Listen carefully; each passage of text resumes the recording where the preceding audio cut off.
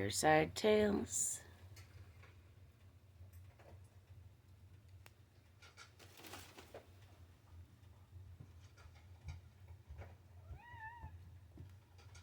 Hello, I'm Merlin, Mililli. Welcome to my fireside, where I tell weird tales within tales. And I drink coffee.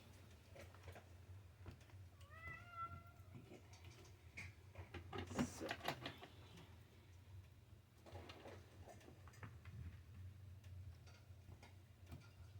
here, in case my nose starts to run.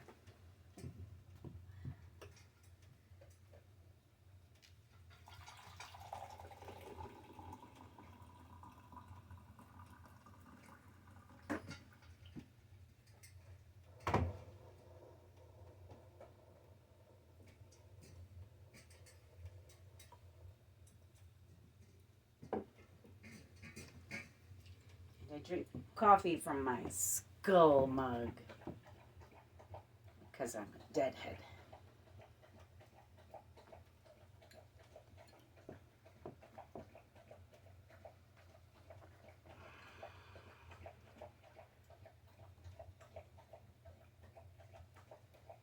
Oh, the fire and the coffee is kind of nice this morning. It's cold outside here. There's a storm brewing. Windy and cold. So the fire is nice, coffee is nice, and it's hitting the spot this morning.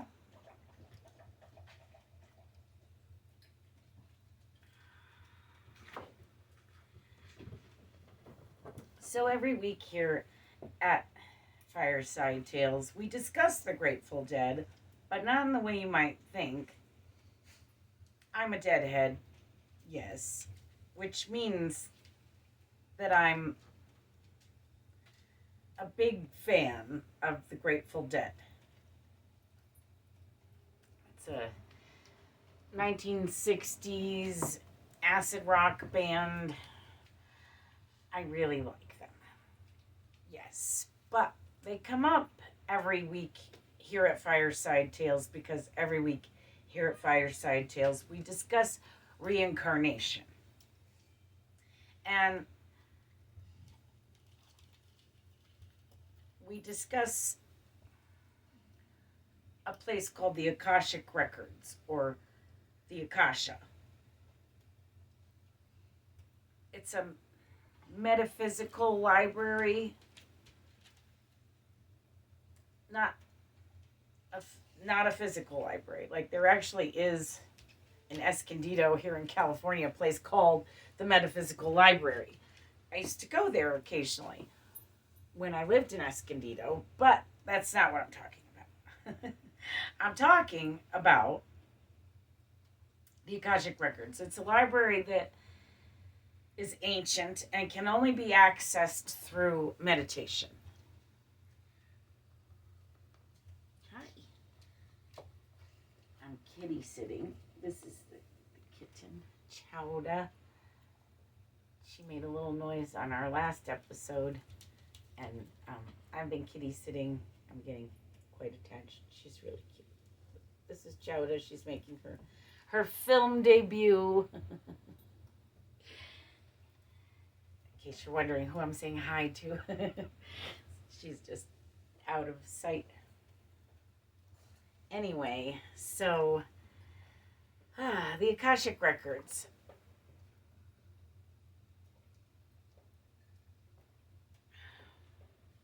The Akashic Records keeps record of, and this is Bear, in case you haven't met him yet. He's already made his film debut, and his photo bombing continues.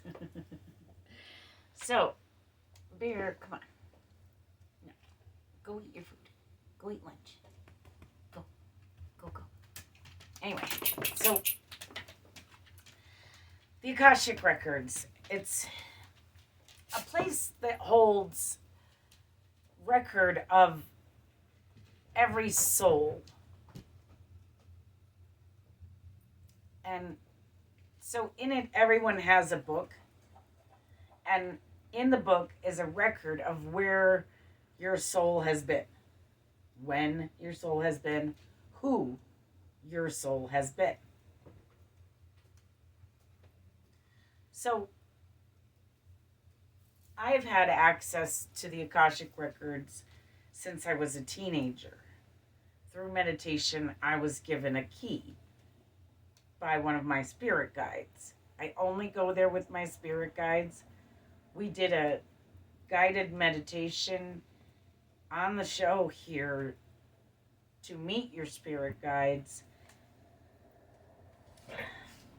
I need to record that separately and just put it up as its own entity, the meditation to meet your spirit guides.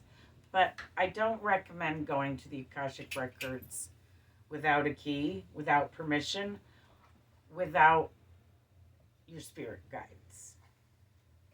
Because you're not going to know where anything is. You really need your guides to point out your book and explain it to you. So I needed my guides.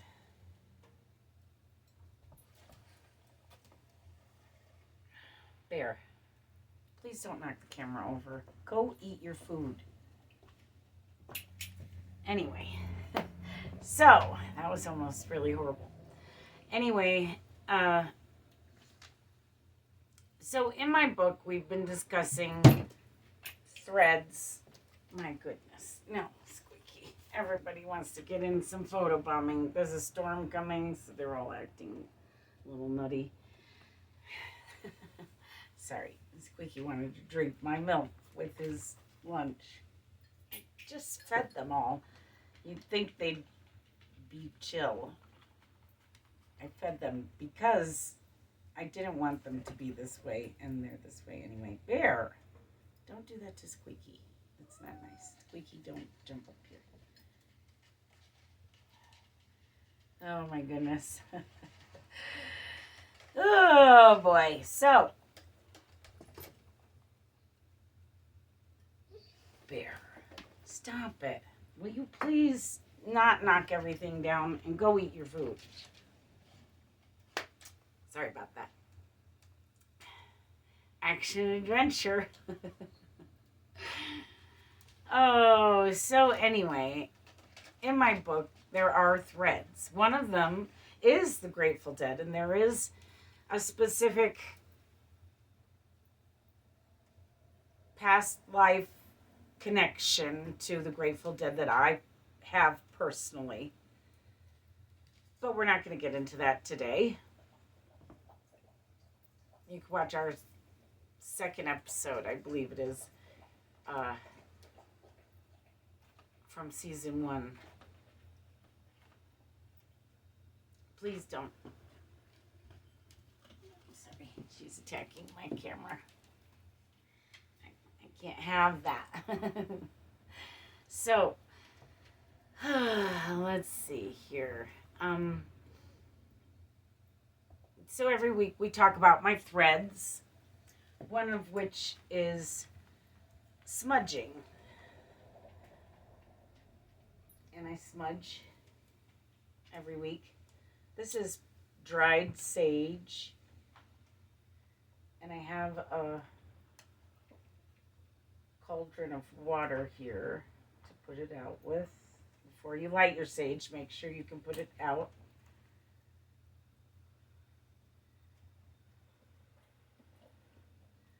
Fire safety is very important.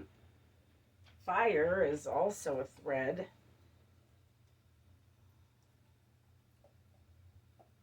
Very connected to fires, obviously. But smudging with the sage, really, you want to do it carefully. But it really cleanses your aura.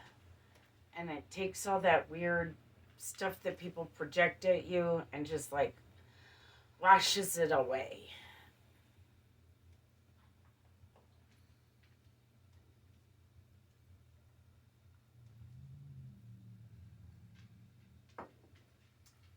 Cleanses your aura of negativity. So then there's grounding, which I've discussed before. I'm going to go ahead and do it again. I'm going to take off my shoes because I recommend taking off your shoes. If you can actually put your bare feet in the dirt, that's the most wonderful grounding you can get. But what this does is cleanse your insides. Bear, come on. No. He thinks I'm here to itch his ears. I'm not. So you want to breathe out all your negative.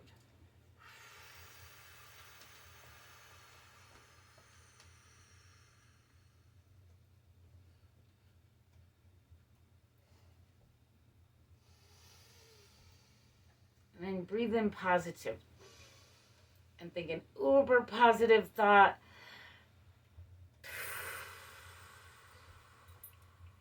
So you breathe out positive.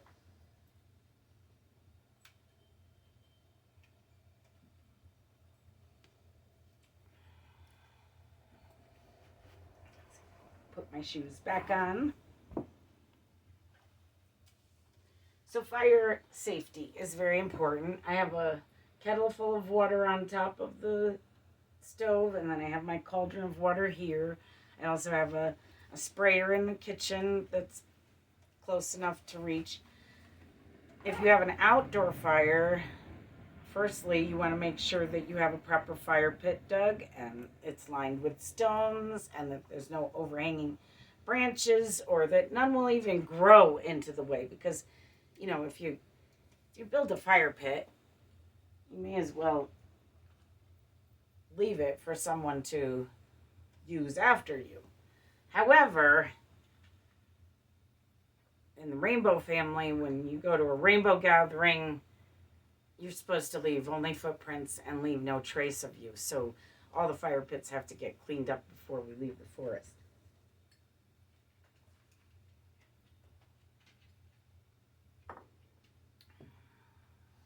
So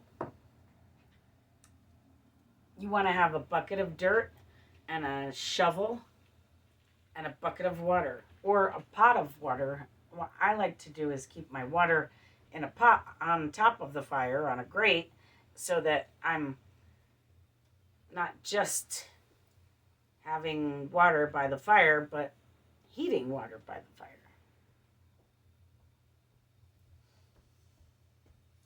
So for tea and coffee and things. Once I refinish that kettle, I'd drink out of it, but right now it's a little rusty. But not on the inside it isn't, so that's interesting. But one of these shows I'll refinish it and we'll talk about how to take care of your cast iron. Which is also something of a thread of mine. I've always loved cast iron. It's useful stuff. Though I don't think Little Flower had cast iron. No, she definitely didn't.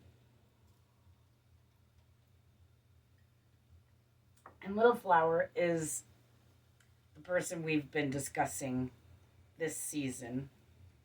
The first person in my book, the first life in my book. So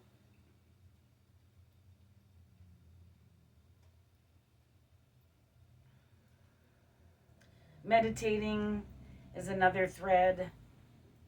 And then being a psychic medium is also one of my threads. Meaning that I've been a psychic medium in every one of my lives. So, talking to the spirits regularly, I found that they believe that reincarnation happens because someone's been murdered.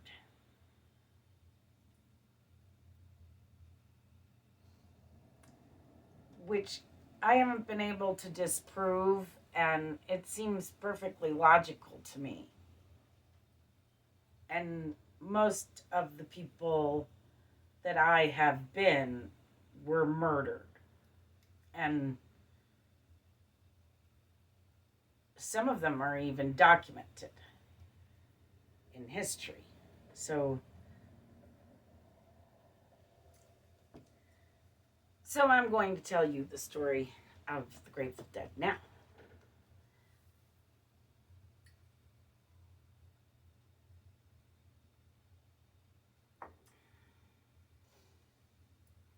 As it is supposedly in the Tibetan Book of the Dead, as it was told to me by mouth by a deadhead, by fire.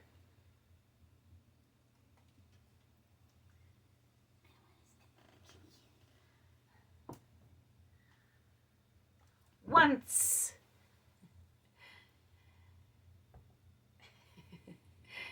there was a traveler.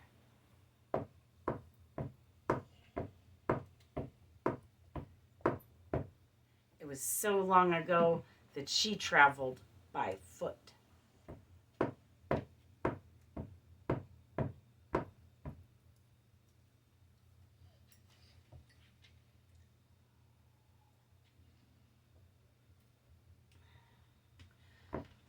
She traveled along, and she came upon a village.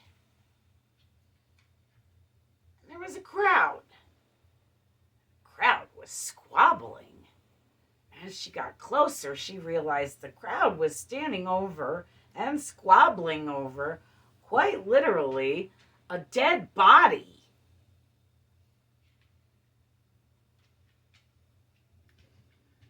So the traveler got closer.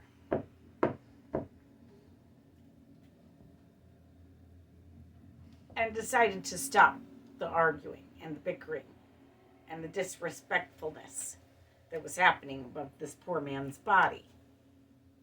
She took pity upon him, and she paid his debts, and she paid for a proper burial, and she prayed over his grave, and she traveled on.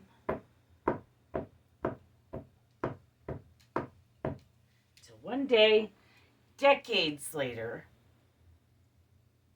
the traveler, same traveler from the beginning of the story, happens upon a life or death situation in which, out of nowhere, a stranger just swoops her up and saves her life. The traveler says, "Thank you.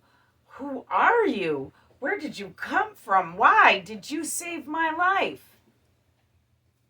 And the stranger simply says, "I am the Grateful Dead."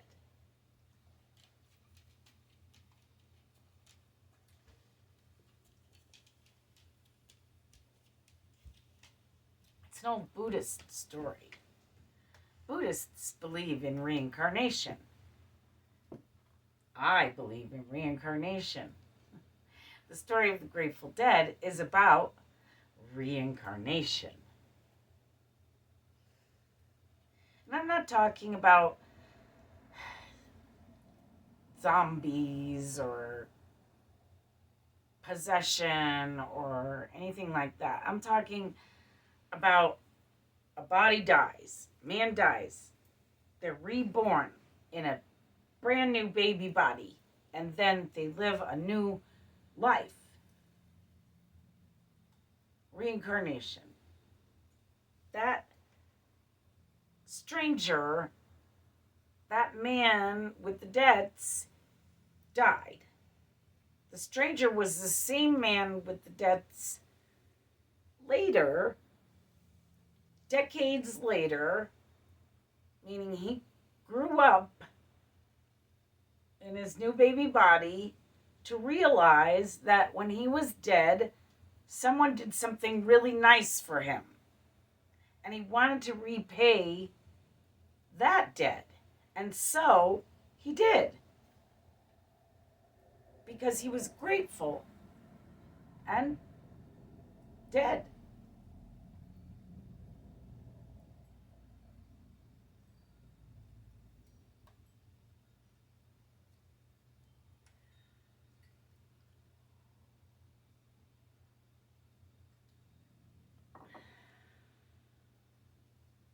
So,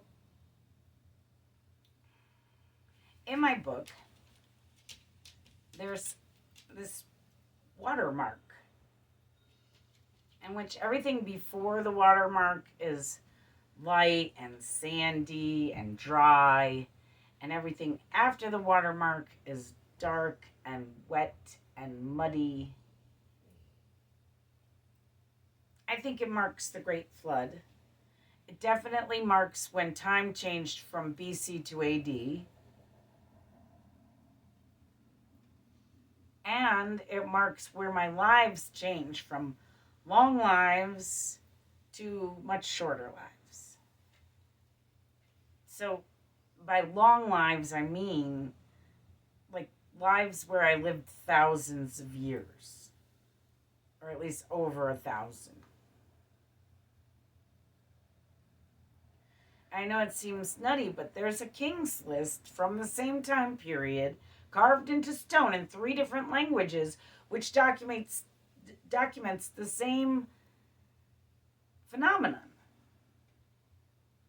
at the same time. And the kings supposedly lived for thousands of years, and everybody's like, oh, it's just an accident, or it's not an accident or a typo.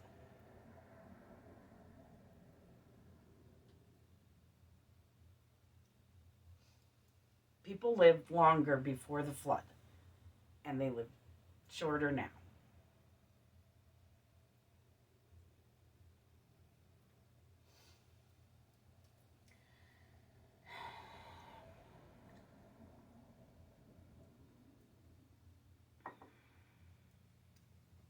So Little Flower, whom we've been discussing this season, lived for a very long time. She's my first life in my book, and she lived for a little over 1,000 years. It's a long time. Last season, we discussed all of my lives in my book. And this season, we've gone all the way back to the beginning of my book, to the very first life, that of Little Flower, a Peruvian female, a Mayan, an ancient Mayan who lived about 10,000 years ago, and who lived for about 1,000 years.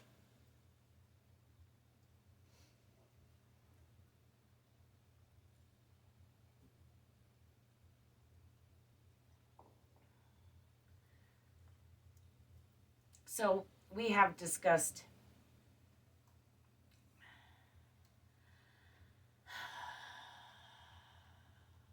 smudging, meditation, fires, fire safety,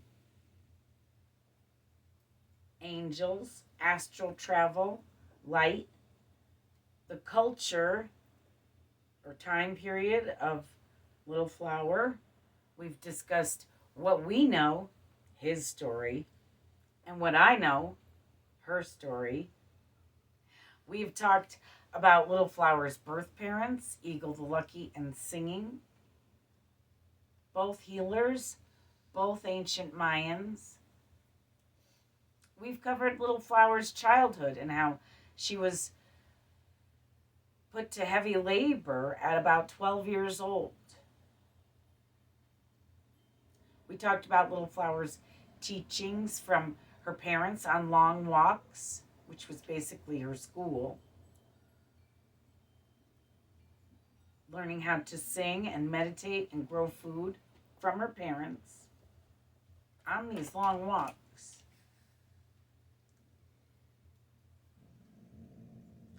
Here.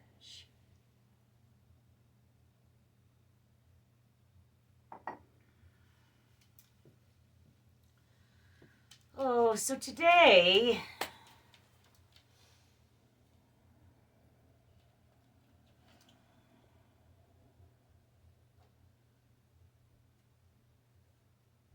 Today we are going to discuss Little Flower's higher education, so to speak. The children, ancient Mayan children, would farm as one got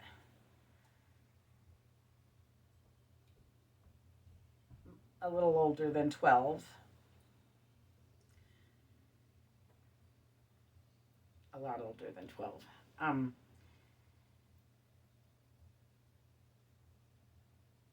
They could live to be 912. I mean, or 1,000 and, or, I mean, yeah, 1,012. Which sounds so weird to live for 1,000 years, but she apparently did live for over 1,000 years. I've checked it and double checked it and triple checked it. So,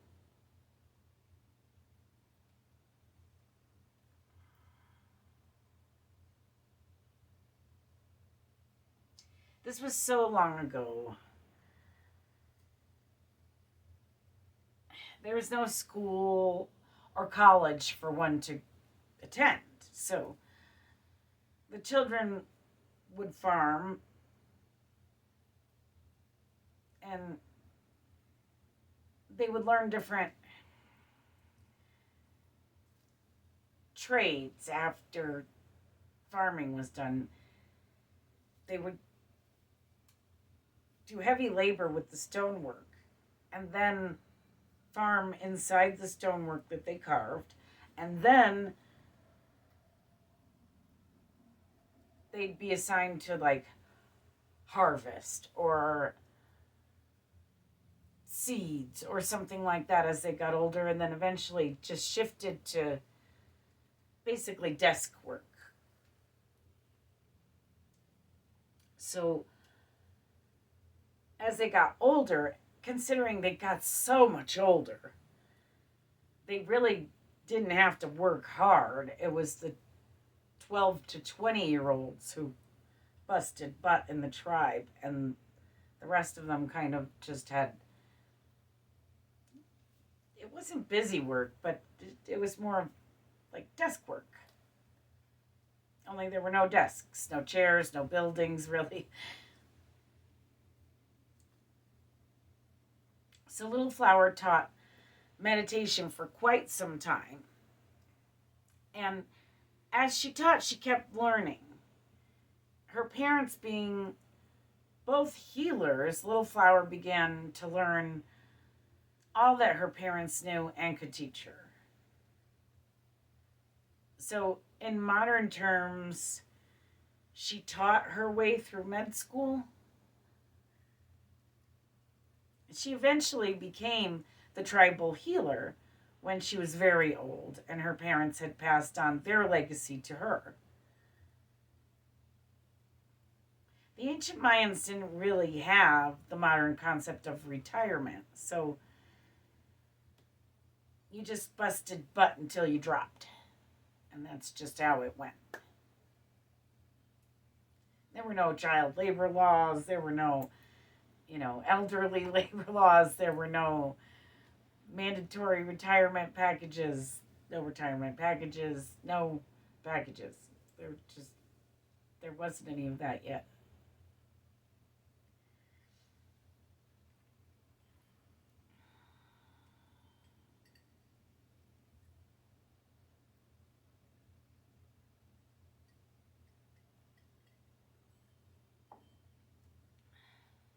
So her higher education was basically hands-on, helping her parents be the healers of the tribe. So they did it before her, and they taught her while they did it. So she would help them, assist them in their duties, and she would learn her future duties.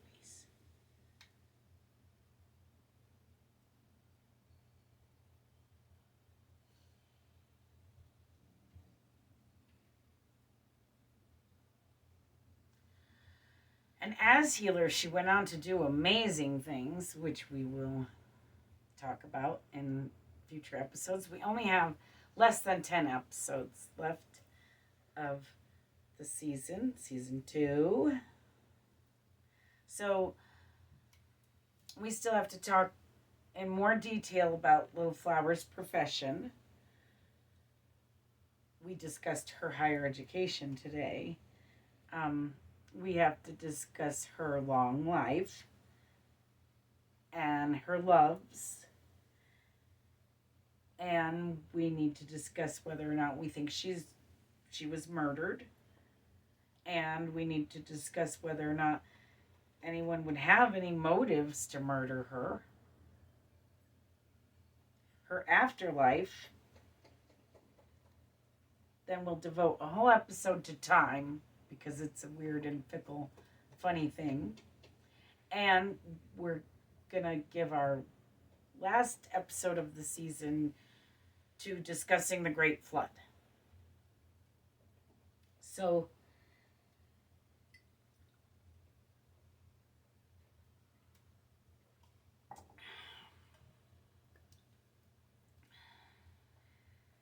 that is where we will be for the rest of the season, in those little headspaces.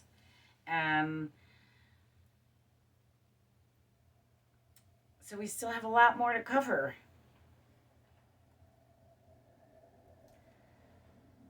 And today we still have to cover my song Before, which I wrote about reincarnation.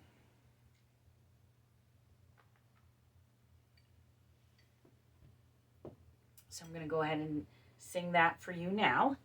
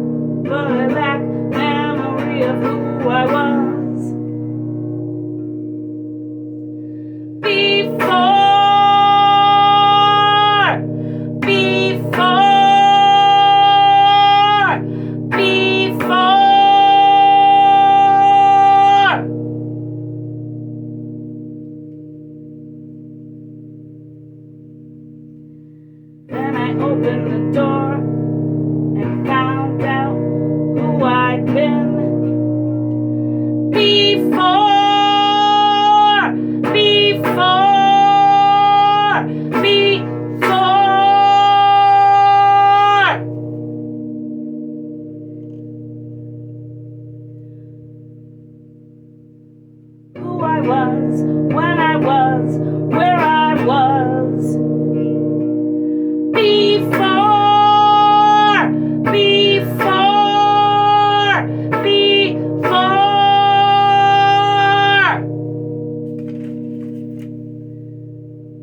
I opened the door to find it there. No more, no more, no more. Before, before, before.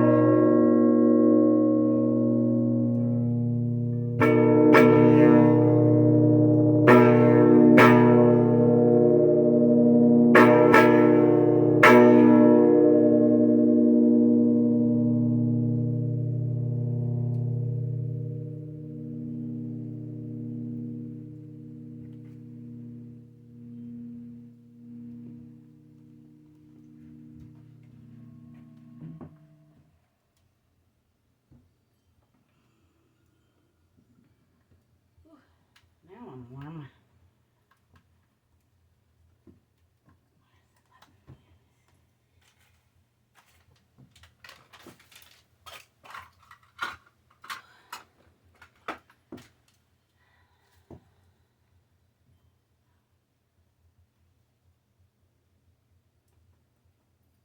Ooh. It's a warm fire.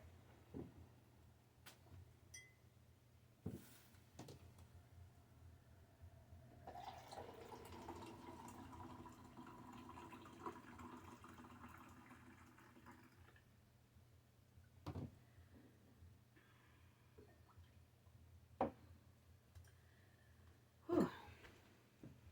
So that's before I was singing David Crosby's Deja Vu every week because I didn't have a reincarnation song. But now I have a reincarnation song, so I sing it for you every week.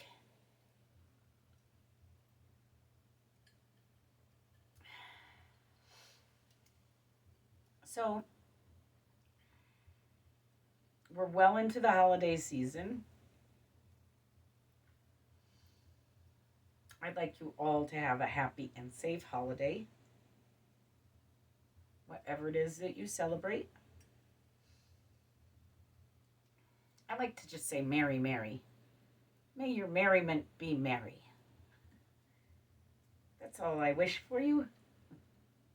Merriment. Merry. Merriment.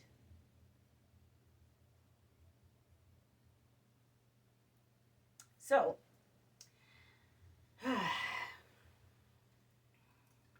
I've told you I have many gifts for sale at my website, merlinmililli.com. We should make some Fireside Tales swag and some Love Show swag and sell it. But I don't have any of that yet. However, I have paintings and drawings and 19 different albums for sale. Also dollar downloads. You can download my albums for just $1. And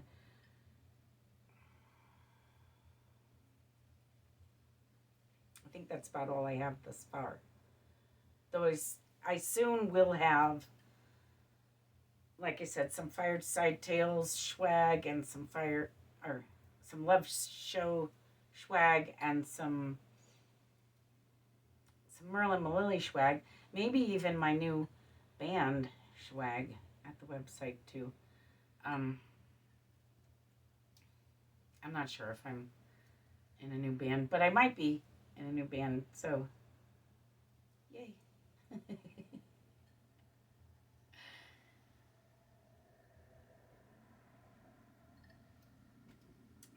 So we still have plenty of time to discuss Little Flower and her later life. What we're gonna cover. There's 1,000 years. There's a lot there. So that's why I've gone back to cover these lives individually. There's just even some of the shorter lives. There's just so much I couldn't fit into 45 minutes. So I just wanted to give each person their due story by the fireside.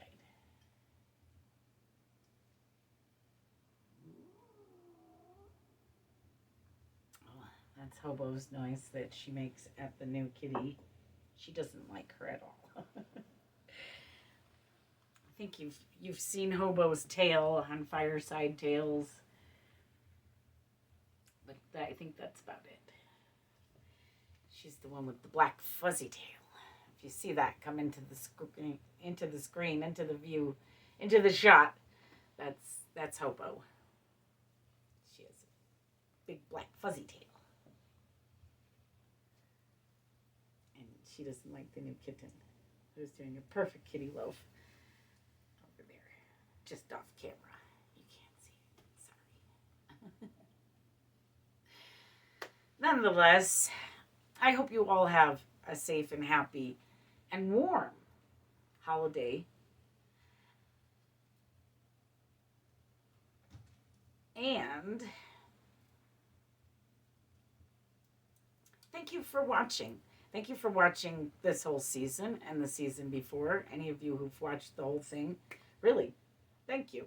I appreciate it. I am grateful for you, and I appreciate you. So, that's about it for today for us.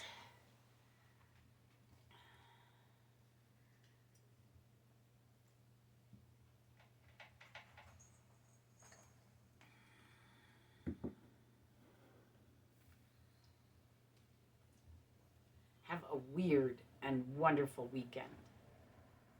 Thanks for starting it with us.